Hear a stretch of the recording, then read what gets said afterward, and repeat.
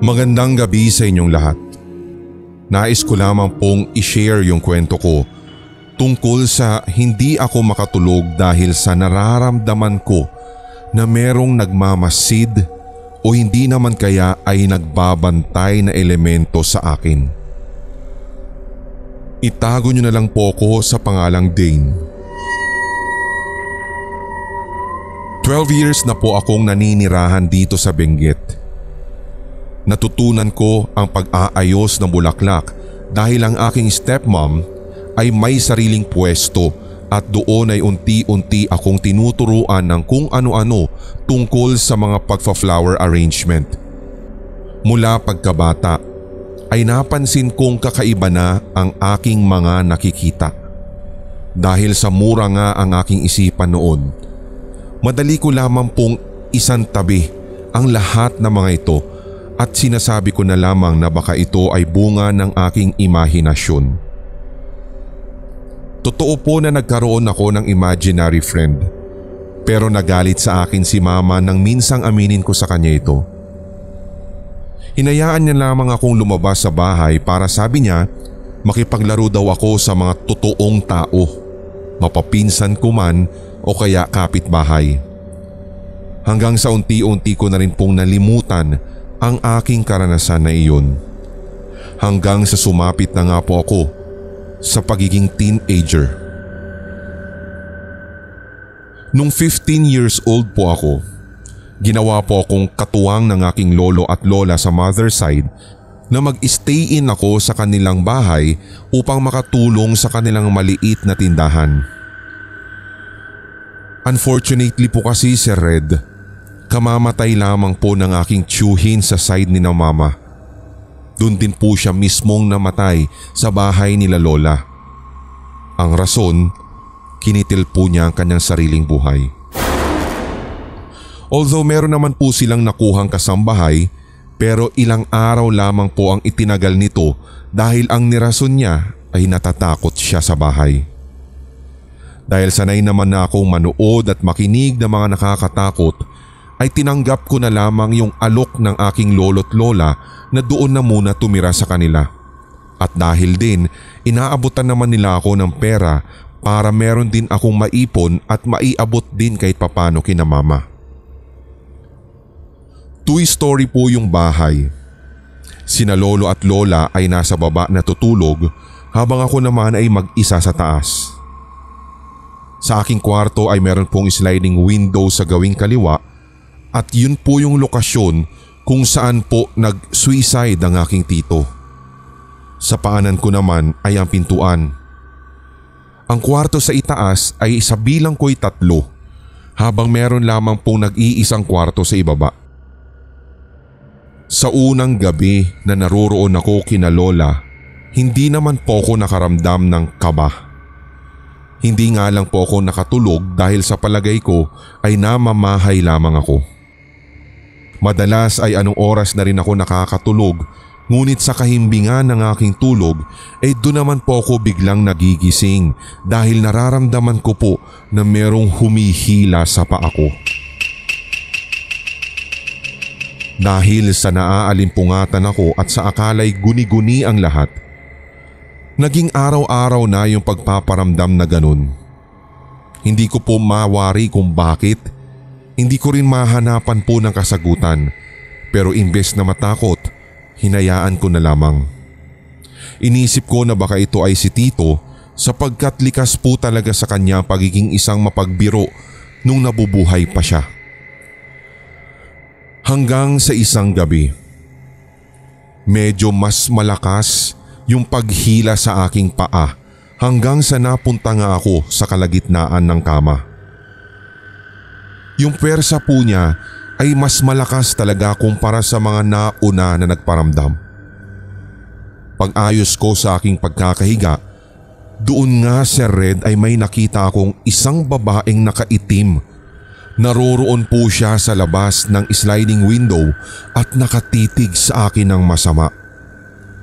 Mararamdaman mo sa kanyang mga mata ang labis na galit. Paglingon ko naman sa kanan, May isa pong babae namang nakaputi at nakatitig din ito sa akin.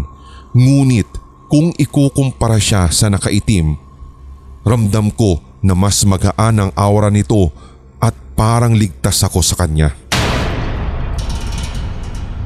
Maya-maya ay nawala na po yung babaeng nakaitim at sumunod din pong nawala after few seconds yung babaeng nakaputi. Hindi na rin po nasundan yung paghila sa aking paa mula nun. Ngunit yun ay akala ko lang pala. Makalipas ang ilang araw, naroon ako sa kusina sa gawing ibaba at gumagawa ako ng yelo na aming ititinda. Nakatalikod po ako sa kwarto ni Lola. Doon ay otomatiko po akong nakaramdam ng bigat at uminit ng bahagya ang aking likod. Paglingon ko po talaga, Sir Red, believe me or not, naroroon yung babaeng nakaitim na una kong nakita sa kwarto. As in nagtama yung aming mga paningin, pero nawala po siya kaagad. Wala pa pong isang taon, Sir Red, ay napagdesisyonan ko na umalis na sa bahay nila Lola. Bumalik na po ako ulit sa Benguet at ilang buwan makalipas noon, pumanaw ang aking lola. Wala na rin naman akong balak na bumalik sa bahay dahil iniiwasan ko na magkita kaming muli ng babaeng nakaitim. Madami pa po akong balak na i-share tungkol sa mga nakikita ko dito sa funeral. Hindi po kailanman naging payapa ang buhay ko simula nang makita ko o maramdaman ang mga multo o elementong ito.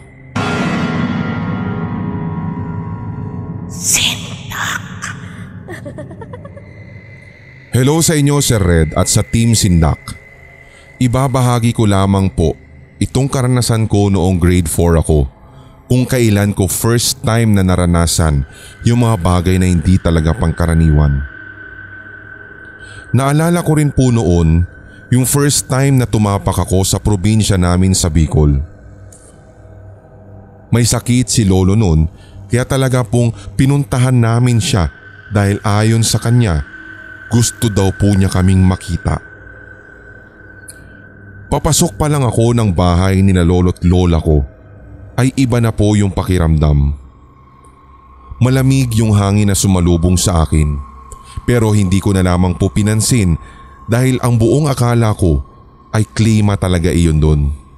At sa halip, mas itinuon ko po yung pansin ko sa bahay nila lolo at lalong lalo na sa kanya. Malaki po yung bahay, may mabibilang ka rin na mga kasambahay at nakapaligid po sa amin yung mga bodyguard. Ayaw ko na po masyadong i-flex yung status ng buhay namin, pero base nga sa mga sinasabi kong ito, alam nyo na kung ano. So lahat po sila ay binati kami pagkapasok pa lamang po ng pinto, pero may isa pong tao ang umagaw ng aking atensyon. May nakita po akong babae na naroroon po sa gitna ng hagdanan. Nakatingin lamang po siya sa amin nung pumasok kami, pero napansin ko po nakahalintulad ng suot niya yung mga uniforme ng mga kasambahay nila lolo. Pero ang ipinagtaka ko lang bakit naroroon siya sa bandang iyon?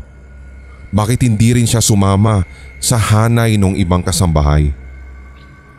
Gusto ko nga po sanang tanungin kung sino siya, pero tinawag na kami agad sa hapagkainan. Naka-wheelchair po si lolo nang binati kami at galing po sila nila lola sa loob ng kwarto nila. As in pumayat si lolo.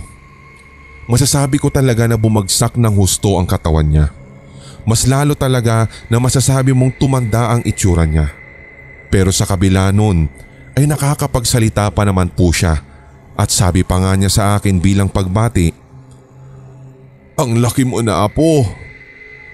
Habang nakataas ang dalawang kamay na akmang yayakap sa akin. Agad ay lumapit ako at niyakap din siya. And then fast forward. Nang matapos po kaming kumain ay sandali po silang nagkwentuhan. Marta, ihatid mo na si Sofia sa kwarto niya. Apo, matulog na ha. Sabay ngiti ni Lolo at tumango naman ako.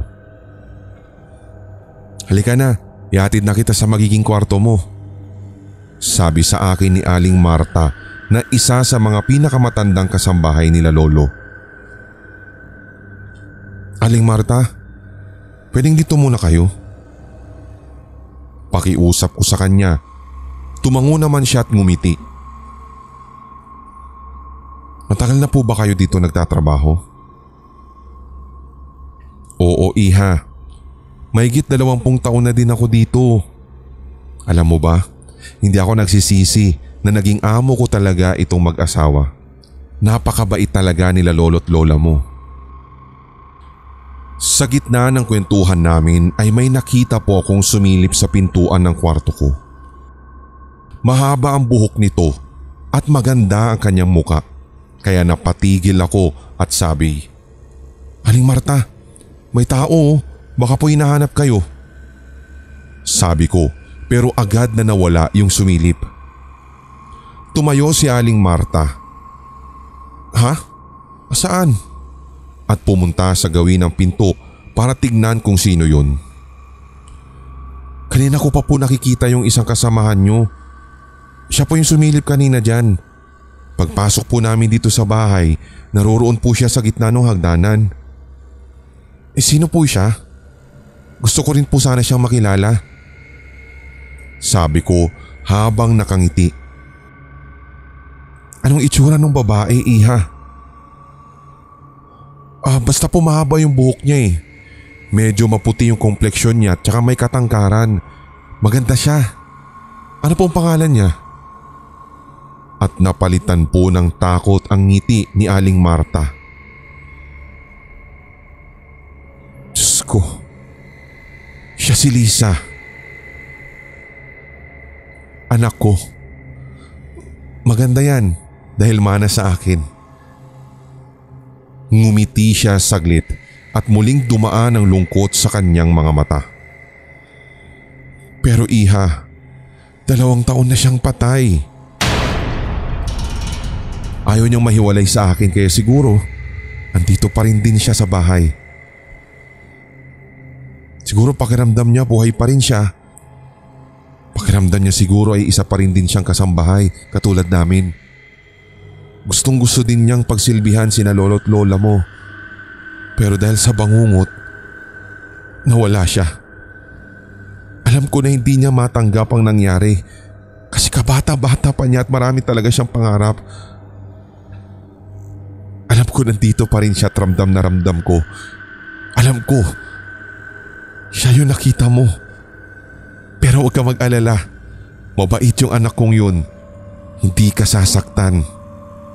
Malapit talaga siya sa mga bata, kaya siguro nagpakita siya sa iyo. Nagpakita siya dahil ngayon ka lang din bumisita dito.